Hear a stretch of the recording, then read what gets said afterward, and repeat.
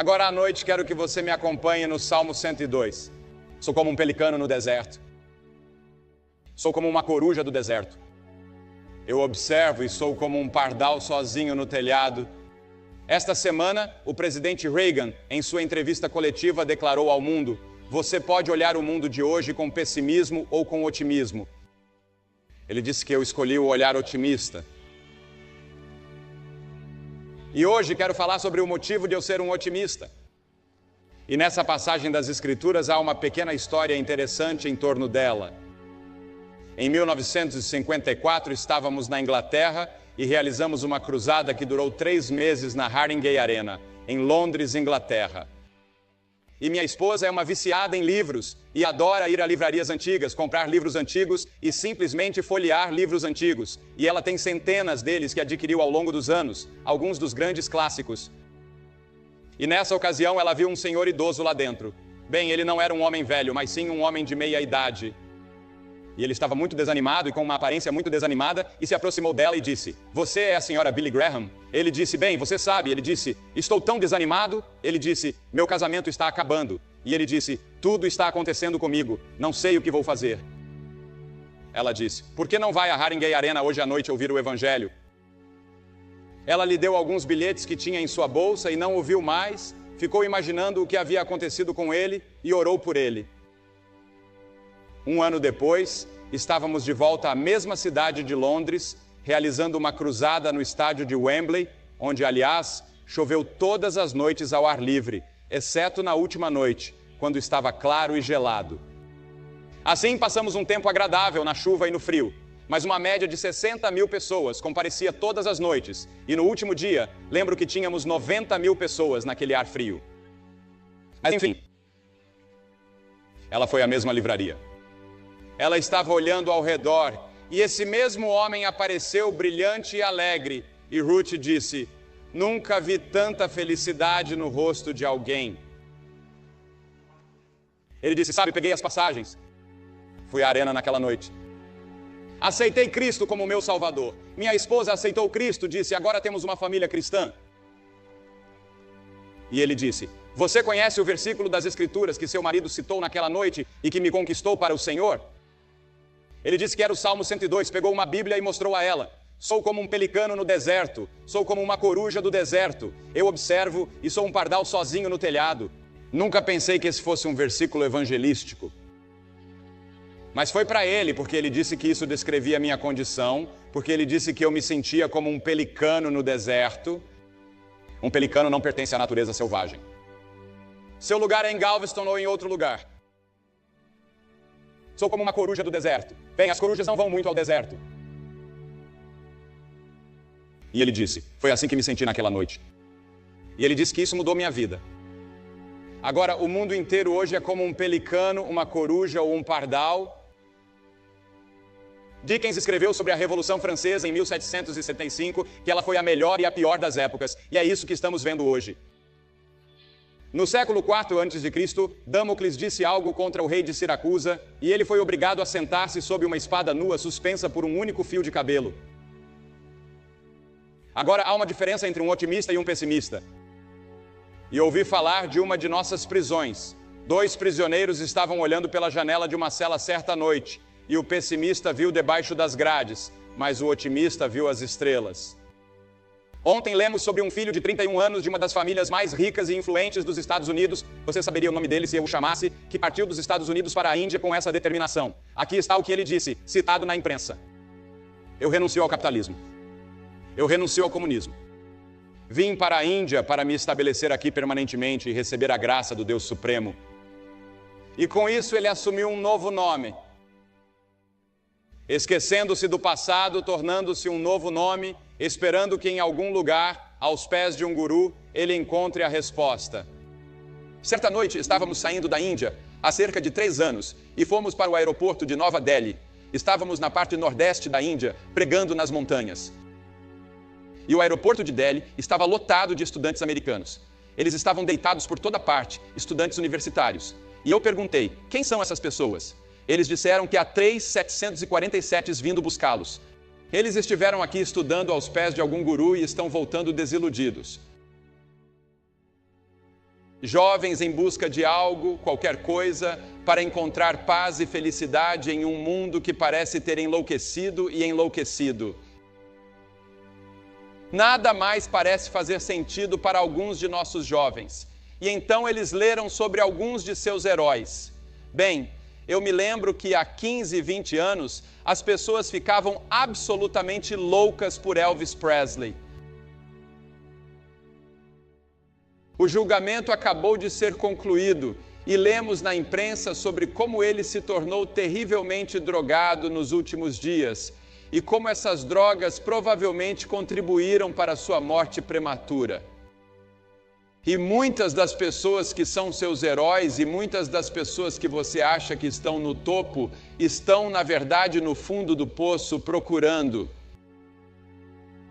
Eles não encontram isso em toda essa popularidade. Eles não encontram isso em toda a adulação. Eles não encontram isso em toda a popularidade. Eles não encontram isso no dinheiro. Eles não a encontram em alguma outra filosofia, mas podem encontrá-la em Jesus Cristo, e você também pode. Você pode encontrar a resposta na pessoa de Jesus Cristo.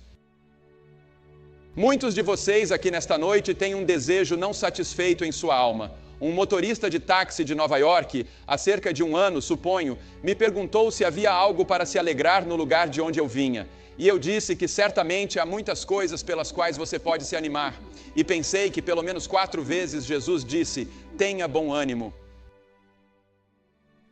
A primeira vez que Jesus disse isso foi a um paralítico. Ele disse, filho, tenha bom ânimo. Seus pecados foram perdoados a você. Esse homem estava doente de paralisia, mas Jesus sabia que ele tinha necessidades mais profundas. Jesus disse que nem só de pão viverá o homem. Jesus disse que a vida de um homem não consiste na abundância das coisas que ele possui. Há algo mais profundo em sua vida que você precisa e que o materialismo não pode satisfazer. Dinheiro não satisfaz. O prazer não te satisfaz. E uma das coisas de que você precisa é o perdão dos pecados, porque todos nós pecamos contra Deus. E a palavra pecado significa infrator da lei. Você é um transgressor das leis de Deus, assim como eu. E a Bíblia diz que se você transgrediu em um ponto, você transgrediu todas as leis de Deus. Portanto, violamos todas as leis de Deus e há uma penalidade por violar a lei de Deus, e essa penalidade é a morte, a destruição, o julgamento e o inferno. E todos nós estamos sob sentença, somos como Damocles, sentados sob aquela espada nua, já estamos sendo condenados. Não seremos condenados quando morrermos, agora estamos condenados. Já estamos sendo condenados. E Jesus veio para nos salvar dessa condenação e da penalidade desse pecado. Não se engane, Deus não se deixa escarnecer, pois tudo o que o homem semear, isso também colherá. Você vê, o homem está preso pelo pecado. Estamos em uma armadilha, muito parecida com um rato que foi capturado em uma armadilha. O filme destacado em Houston esta semana é O Primeiro Pecado Mortal. E o primeiro pecado mortal foi cometido por Adão e Eva no Jardim do Éden, quando eles se rebelaram contra Deus e quebraram as leis de Deus. E você e eu herdamos a mesma tendência ao pecado. Foi para Caim e Abel, e Caim matou seu irmão. Ele ficou com ciúmes. Ele ficou cheio de orgulho. E ele matou seu irmão. Ocorreu um assassinato. Bem na saída do Jardim do Éden. E isso ainda está ocorrendo em todo o mundo. E não apenas isso, mas sofremos a morte espiritual e a morte eterna, o que significa que quando seu corpo morre, sua alma, o espírito que vive em seu corpo, vai para a eternidade longe de Deus, perdida. É crucial que se arrependa do pecado e volte-se a Cristo enquanto pode. Estamos presos no pecado. A Bíblia, graças a Deus, garante a você um maravilhoso perdão para todos os pecados. Bem-aventurados aqueles cujas iniquidades são perdoadas e cujos pecados são cobertos. Deus pode perdoar você por causa da cruz. Porque na cruz Jesus Cristo morreu por nossos pecados e porque Ele estava disposto a morrer, Deus agora pode perdoar você e permanecer justo. Você sabe, Deus tinha um problema. Como Deus poderia perdoar o pecador e permanecer justo, santo e íntegro? Porque se Deus viesse e nos desse um tapinha nas costas e dissesse, você está perdoado, Ele teria sido um mentiroso. E se Deus fosse um mentiroso, Ele não seria Deus. Alguém teve que pagar a penalidade. Você e eu somos culpados. Quem vai pagar a multa? Jesus pagou. Essa é a razão pela qual ele veio. Cantamos essa música, Jesus pagou tudo. Ele pagou tudo. Essa é a razão pela qual a palavra sangue é usada nas Escrituras, porque a palavra sangue representa a vida. Ele deu sua vida por nós na cruz. O sangue de Jesus Cristo, seu Filho, nos purifica de todo pecado. E é maravilhoso saber que todos os seus pecados estão cobertos pelo sangue de Cristo. Sim, Deus pode perdoar o pecado por causa da cruz. A escritora de Los Angeles, Alice Ramírez, escreveu em sua coluna sindicalizada nesta semana que neste ano dos deficientes, ela passou um dia em uma cadeira de rodas como paraplégica assumida. Isso lhe deu uma perspectiva totalmente nova do que significa ser deficiente. Você sabe, uma vez passei várias horas com uma venda em volta dos olhos só para ver como seria ser cego. Isso oferece uma nova visão sobre o que é ser deficiente. Mas você vê, Deus em Cristo desceu e se tornou um homem. Ele se tornou deficiente em um corpo de homem. O poderoso Deus do céu entrou no corpo de um homem, por assim dizer. E assim como nós, só que sem pecado, e finalmente morreu na cruz. E quando morreu, tornou-se culpado por nossos pecados. Ele nunca disse uma mentira, nunca cometeu adultério, nunca teve luxúria, nunca teve ciúmes, e no entanto, tornou-se culpado de tudo isso porque tinha os pecados de vocês sobre ele. E quando colocaram os espinhos em suas mãos e a lança em seu lado, e o sangue jorrou, e ele sofreu, e os anjos do céu estavam prontos para vir resgatá-lo, ele disse: não, perdoe-os, eles não sabem o que fazem. E ele está dizendo esta noite: eu o perdoarei se você vier a mim com arrependimento e fé. Em 1 Pedro diz: porque bem sabeis que não foi com coisas corruptíveis como prata e ouro que fostes resgatados, mas com o precioso sangue de Cristo, como um cordeiro imaculado e incontaminado. Não fomos redimidos com prata e ouro, e nem todo o ouro do mundo pode salvar sua alma. Você pode doar todo o seu dinheiro para a caridade. Você pode dar todo o seu dinheiro para a igreja, mas isso não o salvará. Você pode trabalhar o resto de sua vida em boas obras, mas isso não o salvará. Pode filiar-se a todas as igrejas, mas não o salvará. Você deve se arrepender de seus pecados e receber Cristo pela fé.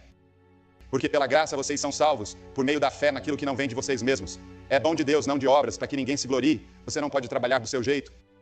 É graça, e a palavra graça significa favor não merecido, algo que você não merece. Deus o dá a você como um presente, algo que não pode ser comprado, pelo qual você não pode trabalhar. É um presente, e Deus lhe oferece o presente, mas você precisa estender a mão e recebê-lo. A Bíblia ensina que o mal domina o sistema mundial. Os princípios cósmicos satânicos de força, ganância, egoísmo, ambição e prazer parecem estar no controle na maior parte do tempo. E o sistema mundial é muito poderoso. Em geral, ela é exteriormente religiosa, científica, culta e elegante, mas por baixo você está fervilhando de rivalidades, ambições, luxúria, ódio, ganância e ciúmes. Esse é o mundo. E Jesus disse: esse mundo não gostará de você porque você está me seguindo. Ele me odiou, odiará você. E muitas vezes esse mundo de maldade é mantido em um momento de crise apenas pela força armada. Não quero dizer que todos no mundo sejam maus. Estou falando sobre os pecados do mundo, os males do mundo dominado pelo diabo. Mas Jesus enfrentou o mundo com toda a sua maldade. Ele conheceu o demônio. Ele encontrou a carne, que significa o princípio maligno dentro de nós. E ele venceu a morte, que é o último grande inimigo da humanidade. E por meio da cruz somos crucificados para o mundo. Em outras palavras, como Jesus morreu na cruz, o sistema mundial, com todo o seu poder, foi crucificado no que nos diz respeito. Ele não tem mais poder sobre nós. O pecado não mais nos dominará. O pecado não reina mais sobre nós. Podemos falhar no pecado, mas no momento em que o fizermos, seremos convencidos pelo Espírito Santo, nos levantaremos e confessaremos nossos pecados, e Ele é fiel e justo para perdoar nossos pecados e nos purificar de toda injustiça. Mas Cristo desarmou os principados e potestades e fez deles um exemplo público, triunfando sobre eles, diz a Bíblia. Nossa autoridade sobre o mundo é o nome do Senhor Jesus Cristo. eu tenho autoridade, eu tenho poder. O mesmo acontece com você, um crente comum, em relação aos males do mundo. E assim você pode deixar que as tentações apareçam. Deixe que o diabo tente desviar você do caminho. E você tem um poder lá com você. Essa é a razão pela qual tentamos levá-lo às Escrituras e fazer com que você estude a palavra de Deus e memorize as Escrituras. Porque quando Jesus encontrou o diabo, ele não discutiu com o diabo, ele não debateu com o demônio. Ele citou as Escrituras, ele disse que isso está escrito 3 vezes e 3 vezes o diabo foi derrotado. O tentador virá. Mas você tem um poder na palavra de Deus e tem um poder no Espírito Santo que vive dentro de você para ajudá-lo. À medida que você enfrenta as tentações, os problemas e as provações deste mundo. Sim, sou otimista. Acredito que posso vencer o mundo por causa de Cristo. Não tenho medo de todos os pecados, males, luxúrias e tentações ao meu redor. Posso andar em linha reta em meio a este mundo. Isso não significa que eu saia do mundo. Tenho que viver todos os dias no mundo e essas tentações estão lá. Mas eu tenho o poder de dizer não. Então você tem o poder de dizer não. O mesmo poder que está disponível para todos nós em Jesus Cristo. E por fim, a volta de Cristo. Ele disse, tenha bom ânimo, não se perturbe. Se crê em Deus, creia em mim também. Na casa de meu pai há muitas mansões. Se não fosse assim, eu teria dito a você, eu vou preparar um lugar para vocês, e se eu for e preparar um lugar para vocês, voltarei e os receberei para mim mesmo, para que onde eu estiver, vocês também estejam. Sim, Jesus Cristo está voltando novamente. Ele vai estabelecer seu reino. E ele reinará para todo o sempre, e o reino de Deus triunfará. Nenhuma ideologia existente hoje será duradoura. Somente Cristo durará, como Rei dos Reis e Senhor dos Senhores, e voltará em fogo ardente, tomando vingança daqueles que não conhecem a Deus e não obedecem ao Evangelho de nosso Senhor Jesus Cristo. Eles serão punidos com destruição eterna. Mas quando ele vier, será glorificado nos seus santos e admirado em todos os que crerem, porque o nosso testemunho entre vocês foi acreditado. Naquele dia você descobrirá que... Uma pequena frase usada em todos os lugares, naquele dia, nos últimos dias ou no dia, ele é usado até o fim. Esse é o dia de seu retorno. Durmo todas as noites esperando a vinda de Cristo. Não, este mundo não vai explodir em uma grande guerra atômica. A raça humana não será totalmente destruída. Deus tem outros planos. Ele tem um plano para que Cristo esteja no trono e governe. Cristo vai governar e o mal será destruído. O diabo será lançado no inferno e os demônios serão lançados no inferno. Haverá alegria universal. Haverá paz universal. Haverá justiça universal.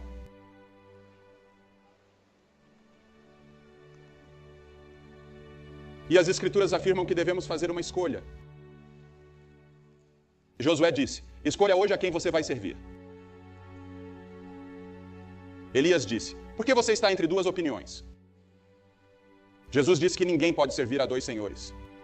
Jesus disse, entrem pela porta estreita, pois larga é a porta, e espaçoso é o caminho que leva à perdição. E muitos são os que entram por ela, porque reta é a porta, e apertado é o caminho que leva à vida, e poucos são os que o encontram. Ele disse no 7º capítulo de Mateus que há 2 portões. Ele disse que há 2 árvores. Ele comparou a vida a uma árvore. Um produz bons frutos e o outro frutos ruins. Você é qual árvore? Ele disse que há 2 bases. Uma é construída sobre a areia, e quando o vento vem, ela se desfaz. E a outra é construída sobre a rocha e dura. Qual é a sua? Você deve escolher. Você diz, bem, Billy, o que fazer? Primeiro, arrependa-se do pecado. Arrependimento indica disposição para mudar sua maneira de viver. Você diz, ó Deus, eu sou um pecador. Você está bem? Estou disposto a mudar meu modo de vida. E então, por meio de uma fé infantil, como uma criança confia em seu pai e em sua mãe, você confia somente em Jesus para a sua salvação. E então você está disposto a segui-lo e servi-lo, custe o que custar. Se você tem dúvidas de que conhece a Cristo esta noite, vou pedir que faça algo que já vimos centenas e milhares de pessoas fazerem esta semana. Vou pedir a vocês que se levantem de seus assentos agora mesmo, centenas de vocês, e venham a este campo e digam esta noite, quero saber que tenho a vida eterna. Quero saber que meus pecados estão perdoados. Quero que Cristo tenha tudo de mim esta noite e estou pronto para pagar qualquer preço que Ele exigir de mim. Se estiver com amigos ou parentes, eles te esperarão. E por que peço que venha? Pois Jesus, no Novo Testamento, chamou a todos publicamente. Ele disse: se não me reconhecer diante dos homens, não o reconhecerei diante de meu Pai Celestial. Ele morreu na cruz publicamente por você. As pessoas zombavam e riam dele. Mas ele se manteve firme por você. Agora ele diz: você vem publicamente e se declara para mim. A Bíblia adverte que seu espírito nem sempre lutará conosco. Talvez você nunca mais esteja tão perto do reino de Deus. Este é o momento único para você. É melhor você tirar proveito disso. Quando veremos isso em Houston novamente? Provavelmente nunca nesta geração. Você se levanta, vem e faz sua declaração para Cristo esta noite e o recebe em seu coração e permite que Ele venha e mude toda a sua maneira de viver. Se você estiver com amigos ou parentes, eles esperarão por você. Apenas essa simples decisão significa tudo na eternidade. Você vem. Vamos esperar. Rapidamente. Homens, mulheres, jovens daqui de todos os cantos e daquela arquibancada lá em cima. Isso leva 1 minuto a mais, portanto, comece agora. Não deixe que nada afaste você de Cristo. Você vem. Traga seu amigo com você.